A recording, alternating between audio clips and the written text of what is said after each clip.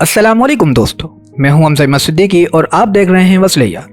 तो दोस्तों, आज का मौजू इस्लामी खिलाफत को लेकर है, क्योंकि एक तरफ सऊदी ये कह रहा है कि सल्तनत उस्मानी को अल्लाह ने इसलिए गिराया कि सऊदी को इस्लामी ममालिक की सरबराही दी जाए, और जबकि तुर्की का कहना है कि आज के सऊदी हुक्मरान लिबरल हैं, जिसकी बिना पर सऊदी इस काबिल नहीं कि वो मुस्लिम उम्मा को लीड करे और असली खलीफा हम हैं। तो आखिर इनमें से कौन है मुस्लिम उम्मा का असल लीडर, और फ्यूचर में क्या होने वाला है, जंग या सुलह?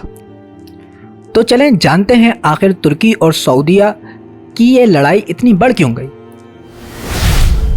तो इसके पीछे सबसे बड़ा रीज़न है इन मुल्कों का इन्वेशन, कि वो खलीफा बनकर बाकी इस्लामी मुल्कों को कंट्रोल करे। दरअसल देखा जाए तो इस्लामिक वर्ल्ड में खलीफा प्रॉफिट मोहम्मद सल्लल्लाहु अलैहि वसल्लम का कल्चर और रिलीजन सक्सेसर होता है, जिसकी ये जिम्मेदारी होती है कि वो तमाम मुस्लिम ममालिक की लीडरशिप करे। तकरीबन 600 साल के जारी किए हुए फतवों ने मुस्लिम ममालिक में एक बहुत अहम रोल अदा किया, जिसे 9वीं सेंचुरी में तमाम मुस्लिम ममालिक ने सोने और चांदी के सिक्के के बजाय पेपर करेंसी को इस्तेमाल करने लगे, सिर्फ एक खलीफा के फतवे की बुनियाद पर। और इससे ना सिर्फ इस्लामिक ममालिक की करेंसी पर फ़र्क पड़ा, बल्कि वर्ल्ड फाइनेंस पर भी एक गहरा असर पड़ा। लेकिन ये फिर भी बहुत पहले की बात है। इसी तरह 20वीं सेंचुरी में भी सऊदी ने इस्लामिक लीडर होने की हैसियत से 2 बड़े कारनामे अंजाम दिए, जिनमें से एक इस्लामिक डेवलपमेंट बैंक IDB और दूसरा बुर्का इम्पोजिशन था।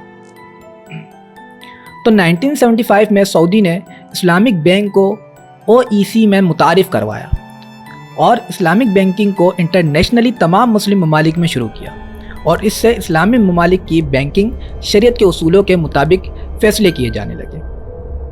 इसी तरह एक और बड़ा फैसला था 1980 का, बुर्का ड्रेस कोड कंपल्सन। इससे पहले इस्लाम में बुर्का ड्रेस तो था ही, लेकिन तमाम अरब में लाजमी नहीं था। लेकिन 1980 में सऊदी ने इसको सावा मूवमेंट के तहत वर्ल्ड वाइड लाजमी करार दिया, और अब सऊदी तन्हा ही खलीफा होने की हैसियत के मज़े ले रहा था, क्योंकि इस्लामी ममालिक में से कोई भी मुस्लिम उम्मा का खलीफा होने का दावेदार मौजूद नहीं था। पर 20वीं सेंचुरी शुरू होते ही सऊदी के लिए एक दावेदार खड़ा हो गया, तुर्की। जी हाँ दोस्तों, तुर्की के वज़ीर आज़म रेसेप तैयब एर्दोगान ने मुस्लिम उम्मा का खलीफा होने का दावा किया, और उन्होंने आते ही अपने लीडरशिप को मजबूत करने के लिए एक नारा बुलंद करना शुरू कर दिया, mosques are our camps, domes are our shields and followers of Islam are our soldiers. और आज 2 बड़े मुस्लिम मुल्क इस जगह पर अपना राज चाहते हैं, लेकिन एक तरफ देखा जाए तो सऊदी जो वहाबिज़म को फॉलो करता है और इसी को असल दिल मानता है, जबकि तुर्की सॉफ्ट इस्लाम मेथड पेश करता है।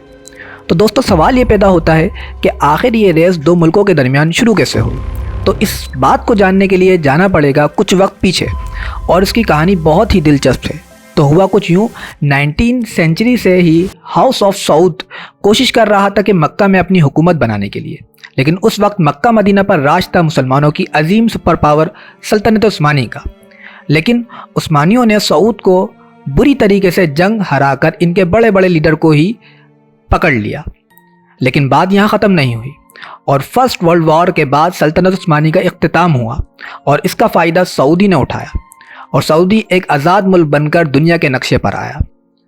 और सऊद ने उसी वक्त मक्का और मदीना का भी कंट्रोल ले लिया, जो 1570 से ही सल्तनत उस्मानी जिसको रूल कर रही थी। और सऊद खुद को मक्का मदीना के नाम पर एक नया खलीफा मानने लगा। तो खुद खलीफा कहने वाला सऊदी क्या वाकई एक खलीफा है?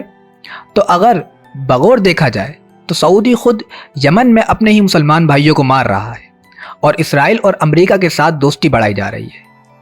तो दोस्तों, इस मामले को अगर ज़रा गहराई में जानने की कोशिश करें तो मालूम होगा कि बात असल इस्लाम की तो है ही नहीं, मज़हब को सिर्फ एक तरह के टूल के तौर पर इस्तेमाल किया जा रहा है अपने पावर और मुमलिकत के लिए, जैसा कि हमेशा से कई सल्तनतों ने ऐसा किया है। और इसी वजह से दोनों मुल्कों के दरमियान आज भी इसी दुश्मनी की झलक बखूबी जाहिर होती है, और ये दोनों मुल्क एक दूसरे को नीचा दिखाने का कोई मौका नहीं छोड़ते। जैसे इजिप्ट को ही ले लो। साल 2012 में मुस्लिम ब्रदरहुड पार्टी के मोहम्मद मोर्सी इलेक्शन जीतकर प्रेसिडेंट बनते हैं, और मत भूलिएगा कि इजिप्ट में 32 सालों बाद इलेक्शन हो रहे थे। दरअसल इजिप्ट के लोगों ने अपने डिक्टेटर को निकाल बाहर किया था। इजिप्ट के लोग बहुत खुश थे, लेकिन सऊदी को मोहम्मद मोर्सी और इजिप्ट से बहुत प्रॉब्लम थी, क्योंकि मुस्लिम ब्रदरहुड तुर्की के लिए एक सॉफ्ट कॉर्नर रखते थे और इस बात को सऊदी अपने लिए ख़तरा समझता था।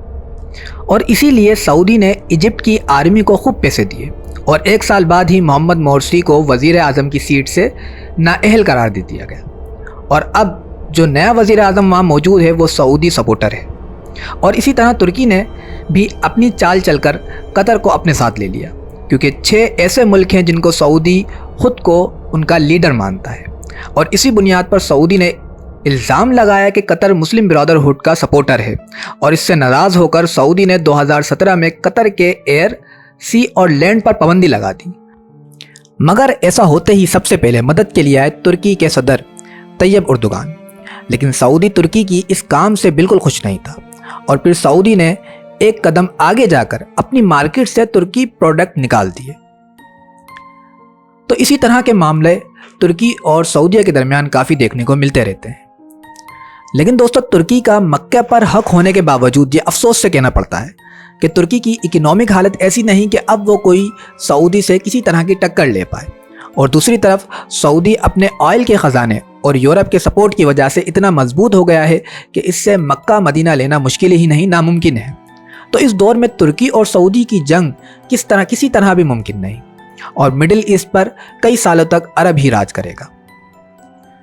तो दोस्तों, ये थी मुख्तसर थ्योरी जो आज हमने पेश की।